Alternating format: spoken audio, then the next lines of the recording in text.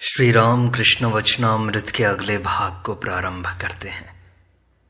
श्री राम कृष्ण कहते हैं, अच्छा, अभिमान और अहंकार ज्ञान से होते हैं या अज्ञान से? देखो, अहंकार तमोगुण है, अज्ञान से पैदा होता है। इस अहंकार की आड़ है, इसीलिए लोग ईश्वर को नहीं देख पाते। मैं मरा कि बला टली। अहंकार करना व्यर्थ है।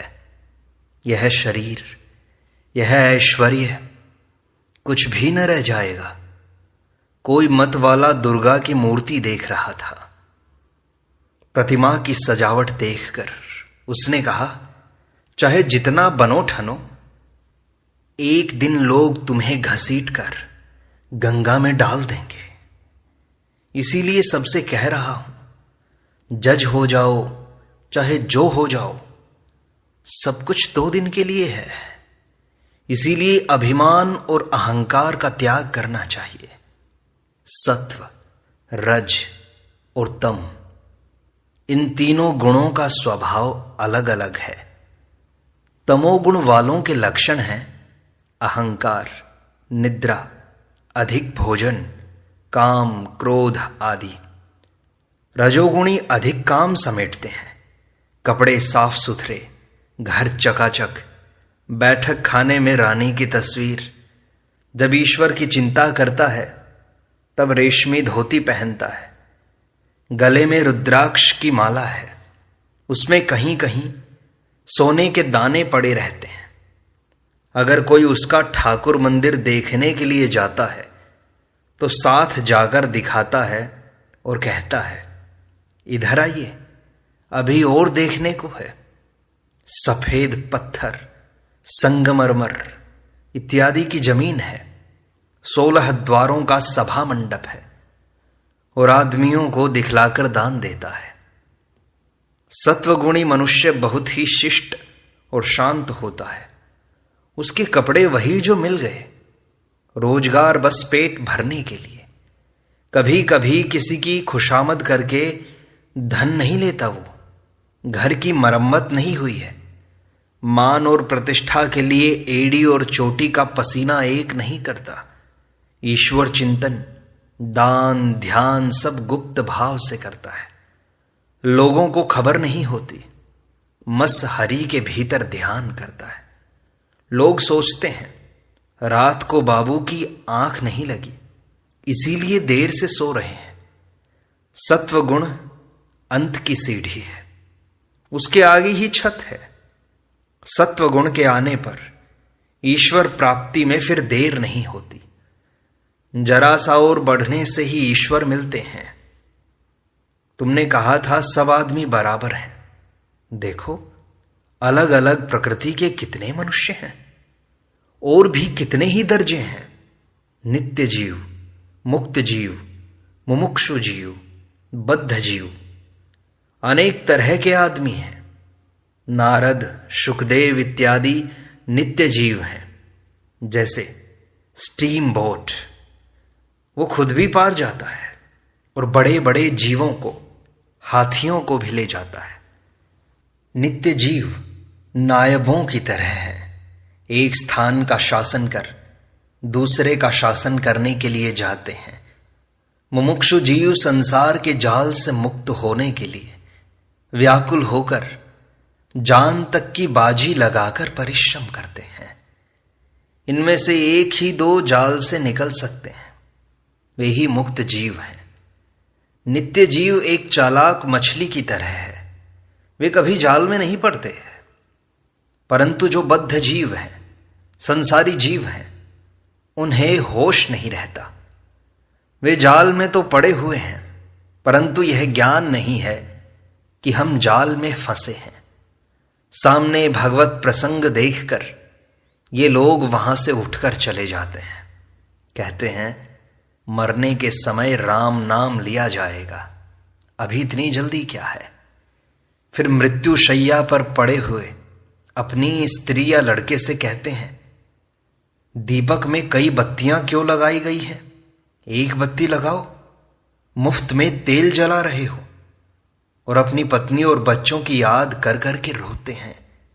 कहते हैं, हाय मैं मरूंगा तो इनका क्या होगा।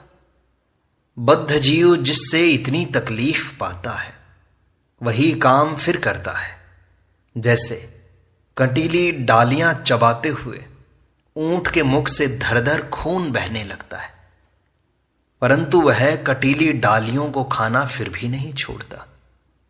इधर लड़का मर गया है, शोक से विफल हो रहा है, फिर भी हर साल बच्चों की पैदाइश में घाटा नहीं होता।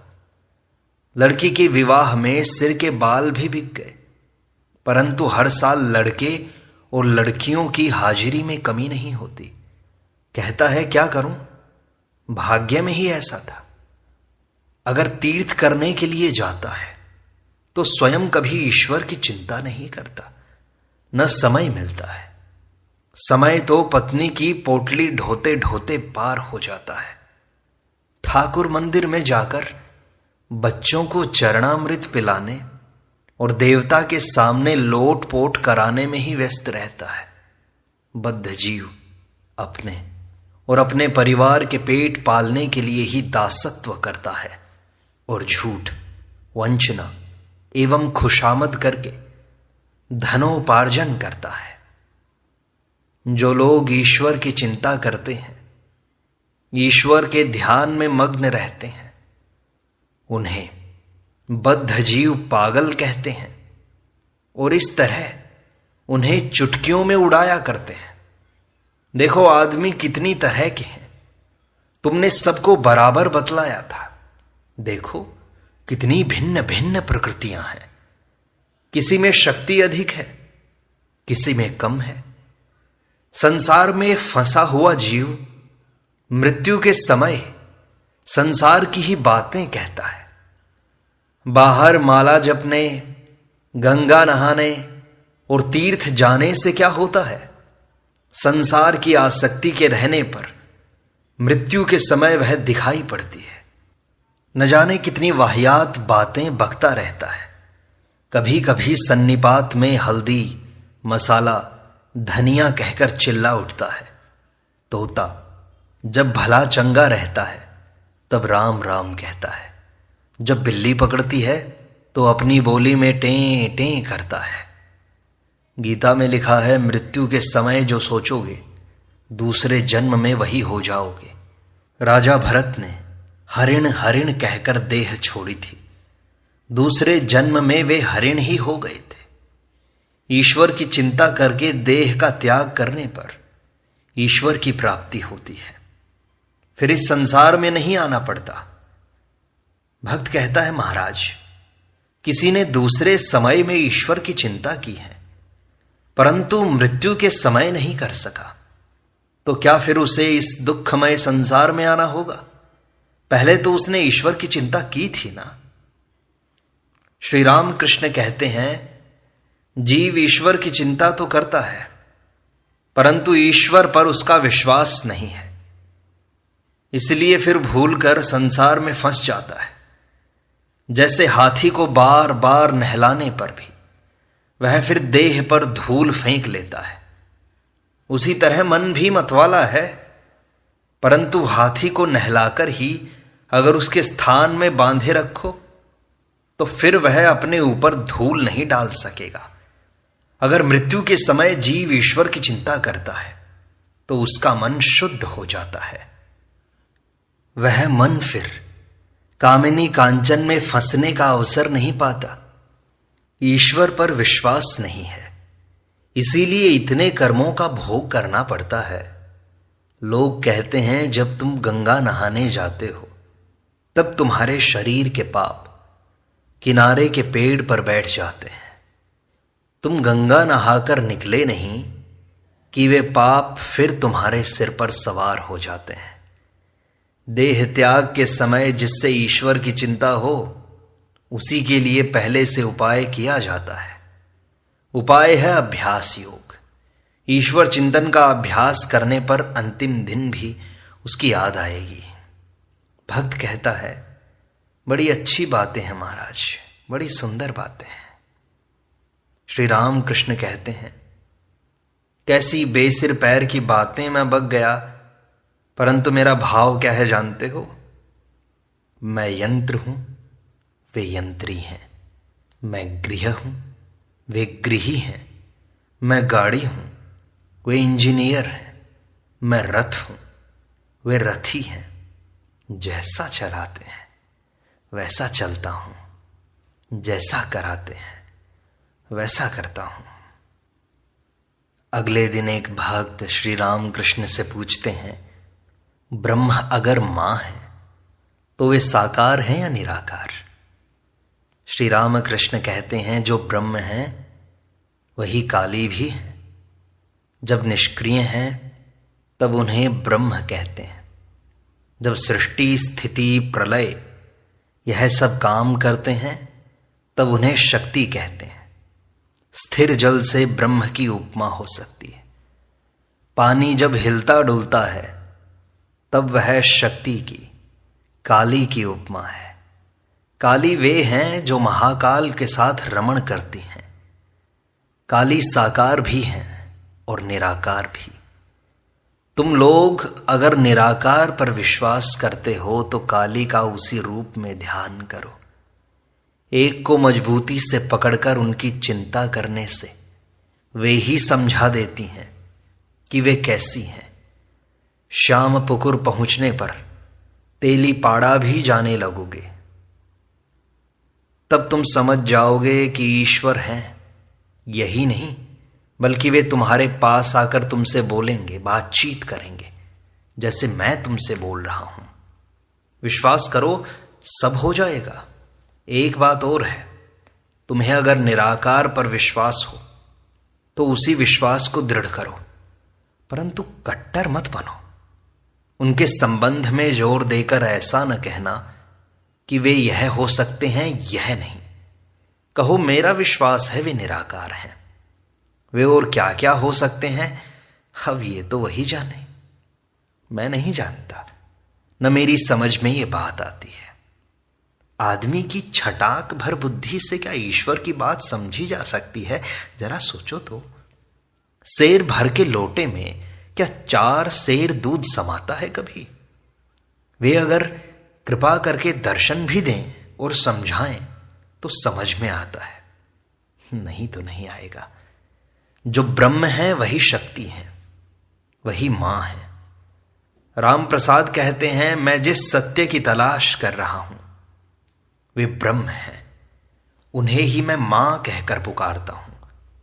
इसी बात को राम प्रसाद ने एक जगह और दोहराया है। काली को ब्रह्म जानकर मैंने धर्म और अधर्म दोनों का त्याग कर दिया है। अधर्म है असत कर्म, धर्म है वैधि कर्म। इतना दान करना होगा, इतने ब्राह्मणों को खिलाना है, यह सब धर्म है। भक्त पूछता है, महाराज धर्म और अधर्म का त्याग करने पर बाकी क्या रहता है? श्री राम कृष्ण कहते हैं, शुद्धा भक्ति। मैंने मां से कहा था, मां यह लो अपना धर्म, यह लो अपना अधर्म, मुझे तो बस शुद्धा भक्ति दो। यह लो अपना पुण्य, यह लो अपना पाप, मुझे तो शुद्धा भक्ति दो। यह लो अपना ज्ञान, यह लो अपना अज्ञान, मुझे तो बस शुद्धा भक्ति दो।